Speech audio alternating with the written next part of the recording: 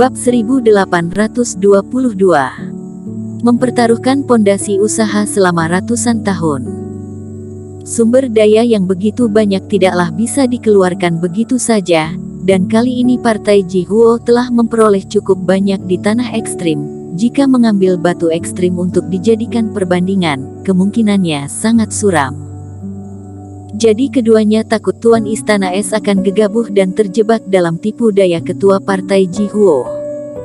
Kenapa tidak berani? Tampaknya adikmu tetap sedikit penakut. Sebagai penguasa partai, tidak bisa jika tidak punya sedikit keberanian. Jika hanya mengandalkan partai beroperasi sendiri, tidak memiliki beberapa rejeki nomplok, partai ini hanya akan semakin menurun. Melihat Tuan Istana Es tidak berbicara, Huo Zong berlagak senior, dengan ekspresi mengajari di wajahnya. Hatinya barulah merasa lebih nyaman, dia merasa telah mendapatkan kembali mukanya di hadapan semua orang. Tapi Tuan Istana Es malah terkekeh ketika mendengar kata-kata itu dan menggelengkan kepalanya. Ketua Huo, aku rasa kata-katamu benar adanya. Jika ingin memajukan partai, memang membutuhkan sedikit bantuan. Tapi aku rasa kamu salah mengartikannya. Aku bukannya tidak berani bertaruh, hanya saja taruhan kamu ini terlalu sedikit sayang jika aku ikut bertaruh. Oh, taruhan yang aku buat terlalu kecil, apa bualanmu tidak terlalu besar? Huo Zong menyipitkan matanya, berkata dengan jijik. Kalau begitu aku penasaran. Taruhan apa yang kamu inginkan? Sederhana. Tuan Istana Es terkekeh, suaranya yang nyaring menyebar kemana-mana. 100.000 koin roh, ribuan rumput ajaib kualitas tinggi, puluhan ribu pil dewa kualitas atas. Aku bertaruh pada Eric Qin, tapi Ketua Huo, apakah kamu berani bertaruh? Tuan Istana Es menatap langsung ke arah Huo Zong, apa yang dia katakan mengejutkan semua yang ada. Bahkan kepala rumah Zeng dan pemilik paviliun Sang Yue yang masalah ini tidak ada hubungannya dengan mereka, menoleh dengan heran. Tidak disangka Tuan Istana Es begitu berani. Taruhan Huo Zong sudah tidak rendah, tetapi Tuan Istana Es malah langsung menggandakannya hingga 10 kali lipat. Tuan Istana, Nenek Yu berdua terkejut dan menatap Tuan Istana Es dengan tidak percaya. Adikmu, kamu tidak bercanda kan? Huo Zong menarik napas, matanya dipenuhi keceriaan, dia mengamati Tuan Istana Es dengan teliti. Jika kamu tidak percaya padaku, kamu bisa mencari paviliun Jubao untuk menjadi saksi. Jika kamu ingin bertaruh, kita akan bertaruh dengan persyaratan yang aku katakan. Jika tidak, taruhan Ketua Huo ini bagaikan bermain rumah-rumahan, lebih baik tidak usah. Wajah Tuan Istana Es sangat tenang, Huo Zong tidak bisa melihat sedikit pun perbedaan. Nada suara sarkasme, kata-katanya dikembalikan seaslinya. Mata Huo Zong berkedip dengan tidak yakin. Mungkinkah orang bernama Eric Qin ini begitu layak dipercaya? Hanya seorang fase transendensi level 4, bahkan bisa membuat Istana Es Arktik berpikir bahwa dia akan bisa membalikkan keadaan. Awalnya dia ingin mengalahkan lawan 1 poin, tapi sekarang Tuan Istana Es malah membalikkan keadaan. Sumber daya ini, bahkan jika Istana Es Arktik bisa mengeluarkannya, pasti akan terluka sampai dalam, dan tidak akan dapat pulih selama ratusan tahun. Tuan Istana Es ini sama saja dengan menggunakan keberuntungan partai untuk bertaruh dengan dirinya. Objek taruhannya adalah Eric Qin bisa melakukan keajaiban. Tetapi pihak lain tidak tahu, Huo Rong juga memiliki rahasianya sendiri. Kali ini Eric Qin ingin menang, itu sama sekali tidak mungkin. Huo Zong melirik putranya, hatinya mencibir, langsung mengambil keputusan. Baik, aku setuju, sumber daya kecil ini masih tidak cukup untuk membuatku mundur. Meskipun jumlah ini agak besar untuk Partai Jihuo, apa yang ditunjukkan Huo Zong adalah muka acuh tak acuh. Melakukan transmisi suara kepada paviliun Jubao, dan paviliun Jubao pun segera merespon. Kekosongan bergetar, dengan sangat hormat mengirimkan seorang fase penilaian dari wilayah utara. Di bawah kesaksiannya, kedua belah pihak meninggalkan embos jiwa dewa.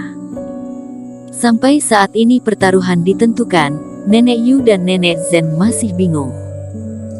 Tuan Istana benar-benar membuat taruhan yang begitu berat, hampir sama dengan menempatkan masa depan Istana Es pada tubuh Erik Kin. Mereka tidak tahu dari mana kepercayaan Tuan Istana Es berasal, tetapi taruhannya terlalu besar. Tuan Istana Es malah tidak khawatir seperti kedua penatua tertinggi, ekspresinya sangat tenang. Master Guru sudah mengatakan bahwa titik balik Istana Es Arktik bisa hidup kembali ada di tubuh wanita jiwa es, karena dirinya telah melakukan segalanya seperti yang dikatakan Master Guru, dan juga sudah menerima balasannya. Lalu mengapa masih tidak percaya bahwa Erik Kin dan Finola Su dapat terus menciptakan keajaiban?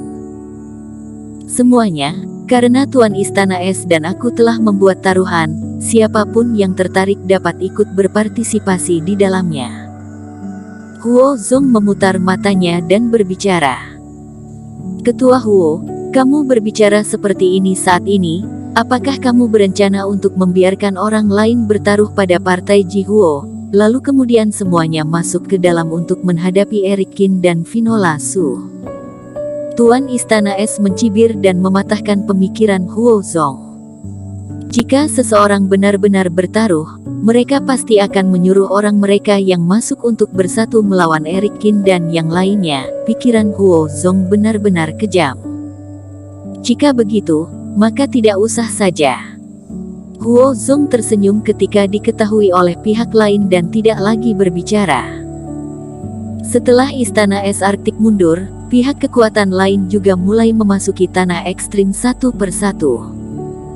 Akhirnya, Huorong bersaudara dengan membawa 200 penjaga api ekstrim juga datang ke hadapan lorong. Huo Zong memberi isyarat dengan mengedipkan mata, dan Huorong juga menganggukkan kepala.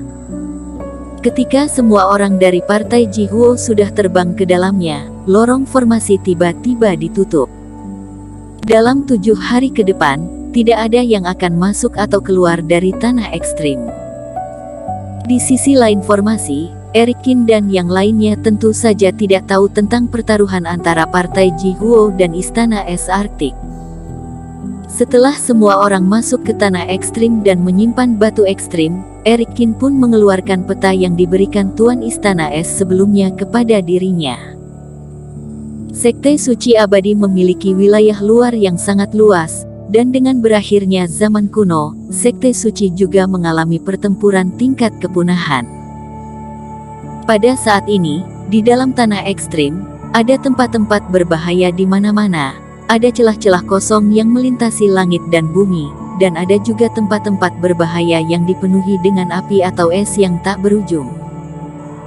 Jadi jika ingin menemukan batu ekstrim di tanah ekstrim, dan bahkan mencapai Gunung Suci, maka harus mengikuti rute tetap. Termasuk partai Ji Huo, setiap sekte ataupun partai memiliki rute yang telah dicoba berkali-kali oleh leluhurnya dan akhirnya dibuat dengan pertumpahan darah dan nyawa. Dengan mengikuti rute ini, tidak hanya dapat menghindari situasi berbahaya, tetapi juga dapat menggunakan ini untuk mencapai Gunung Suci. Dan ini juga merupakan rahasia terbesar dari berbagai kekuatan di tanah ekstrim, dan rute yang dibentuk oleh masing-masing kekuatan pada akhirnya berbeda satu sama lain. Jadi Erik Kin merasa tidak akan banyak kesempatan untuk bertemu dengan pasukan lain sebelum akhirnya sampai di tempat tujuan. Tapi begini juga bagus, bagaimanapun juga mengumpulkan batu ekstrim adalah prioritas pertama untuk memasuki tempat ini. Berangkat. Erik Kin membandingkan arah dan terbang rendah dengan Finola Su. Seluruh pasukan es mengikuti dari belakang. Ratusan kultivator memancarkan aura ganas, kental, seperti awan gelap terbang, banyak iblis monster yang lemah melarikan diri dengan panik. Karena aura tanah ekstrim tidak teratur, semua orang tidak bisa terbang tinggi dan mencoba untuk tidak sampai menyentuh celah-celah di angkasa.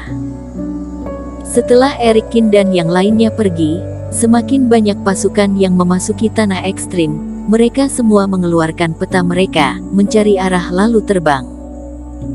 Meskipun setiap pasukan masuk dari lokasi yang sama, tetapi semuanya lalu bubar dan menghilang ke tanah ekstrim yang luas.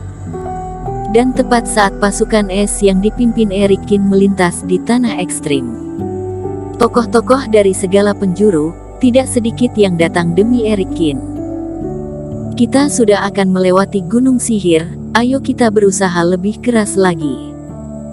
Tapi embos bocah Kin masih sama, sepertinya telah berhasil melalui satu pencobaan lagi. 4 penatua tertinggi keluarga Kin menerobos di antara pegunungan yang luas. Bersambung.